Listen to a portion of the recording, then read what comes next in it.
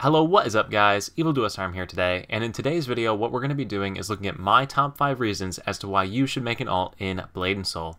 So what I'm going to do is rank each of these 5 things in terms of like least time investment, so basically the minimal amount of effort required, all the way up to the point where you're basically playing this alt as much as your main or just a little bit less than your main. And real quick, before we begin, if you are new to the channel, new to Blade & Soul, enjoying my content, or want to give me a false sense of hope when I see the new subscriber notification on my phone at work, only to see it go away after you unsubscribe immediately after, please consider subscribing. So without further ado, let's begin. So as you can see, I have a whole bunch of alts over here on my account. However, by default, if you are a new player or haven't bought any character expansion vouchers, you're going to have 2 character slots. And even if you only plan on playing one character for the entirety of Blade & Soul and don't even want to look at another character, you still really should log in and get that character up to level 15. And that is because of our very first alt tip here, expanded inventory. So if you're anything like me in Blade & Soul, you've probably filled up your character's inventory to just about maximum capacity. In addition to that, you've probably also filled up your bank capacity to just about full, to the point where you can't put anything else in, or you're very close to not being able to put anything else into the bank.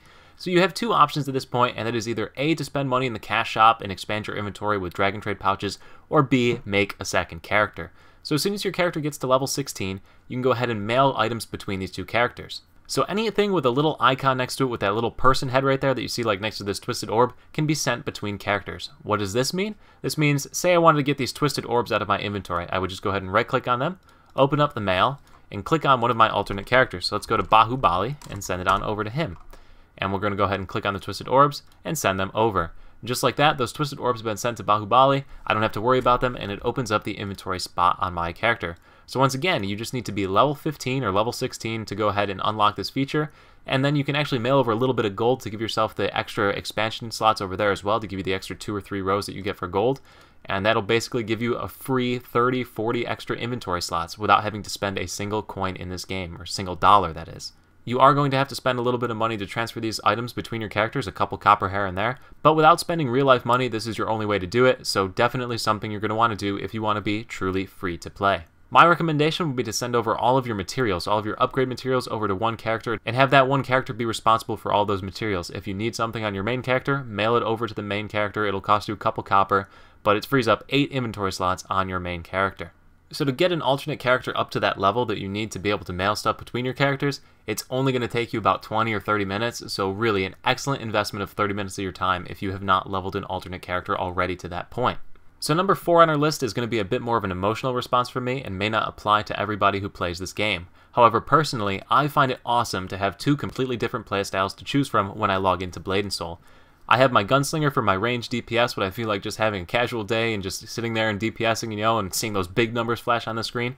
And when I want to feel more involved, I have my Warden here, and I can switch to the Warden, do melee DPS, do tanking, have to deal with boss mechanics. It's definitely 2 completely different playstyles for 2 different moods, and it's awesome to be able to switch between those 2 as you see fit. Additionally, having 2 completely different playstyles will help to keep you from burning out of Blade & Soul and getting bored with just your one playstyle and doing the same thing over and over. Variety is the spice of life.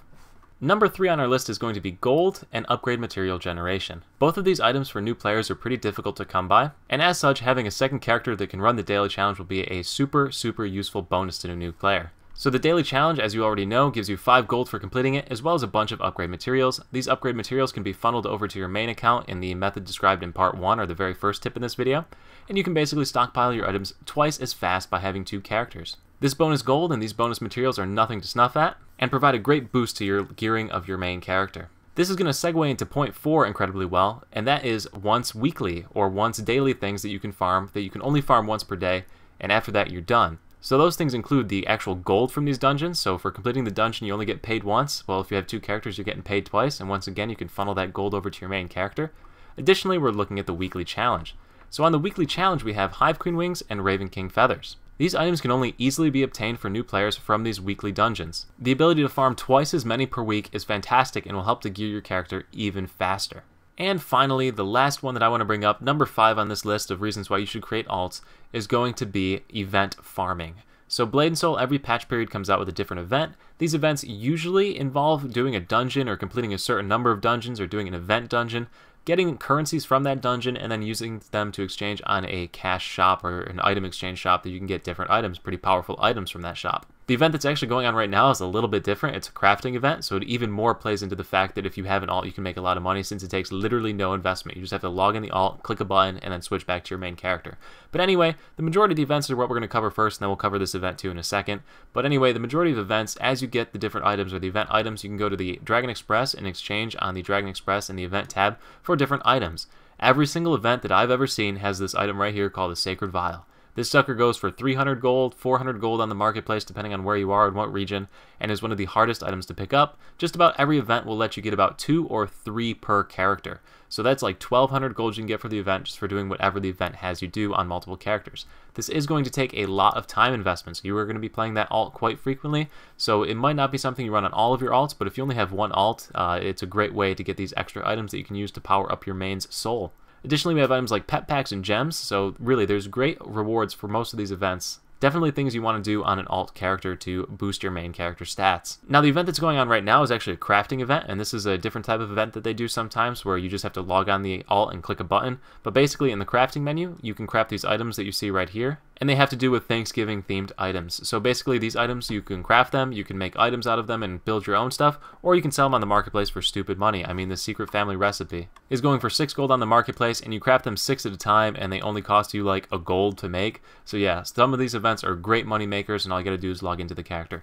But anyway, events are a major reason why you want to have an alt, and you do have to play the alt a little bit, but the rewards are huge for how much effort you actually have to put into playing the character. Anyway guys, that is basically it for this video. Those are my top 5 reasons why I think you should make an alt or have an alt in Blade and Soul. As you can see, I have 10 of them because they are that useful. So in the comment section below, go ahead and leave what other reasons you think there are for making an alt, or if you think there's any better reasons that I might have missed or skipped over. And as always guys, thank you so much for watching. If you did like the video, make sure to leave a like, check out some of the other videos on the channel, and make sure you are subscribed so you stay updated when new content comes out. Once again, thank you so much for watching. I will see you at the next video. Peace.